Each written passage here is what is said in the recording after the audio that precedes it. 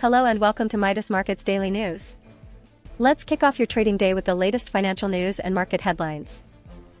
Hi traders, this is Jason with the market update. Last week, the US dollar index and treasury yields surged unexpectedly, triggering a sharp drop in major non-dollar currencies.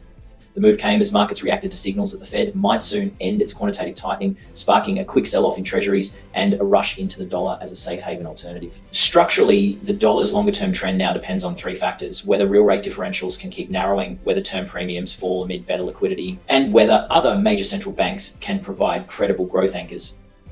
WTI crude fell to around 59.7 last week, pressured by rising global output ahead of the OPEC Plus meeting. The cartel is expected to boost production by about 137,000 barrels a day in December to regain market share.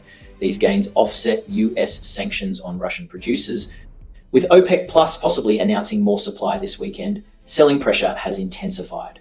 Unless concerns about oversupply ease, bearish sentiment is likely to dominate crude markets in the near term. Gold staged a dramatic comeback last week, briefly soaring above the $4,000 mark before plunging back below 3,910. The metal was initially lifted by risk aversion and rate cut expectations, but Powell's hawkish comments quickly reversed the rally, wiping out all gains. The market is now reassessing December rate cut odds after Powell's remarks, with futures pricing showing fewer cuts ahead, boosting the dollar and putting gold under renewed pressure.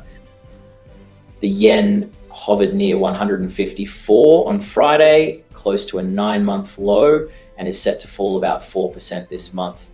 Political and policy factors are driving the weakness. New Prime Minister Sanae Takaichi favors expansionary fiscal and monetary policies, while the Bank of Japan left rates unchanged and warned that global trade risks could hurt growth.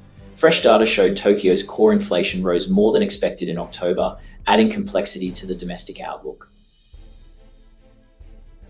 The euro slipped to around 1.152 last week as dollar strength persisted.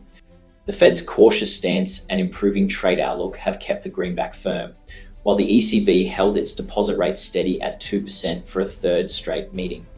Policymakers remain split over future cuts, and inflation still hovers near the ECB's 2% goal. These dynamics limit room for aggressive euro gains. We hope you enjoyed today's market outlook. If you have any questions, feel free to leave a comment below. Remember to join us tomorrow morning for the freshest news.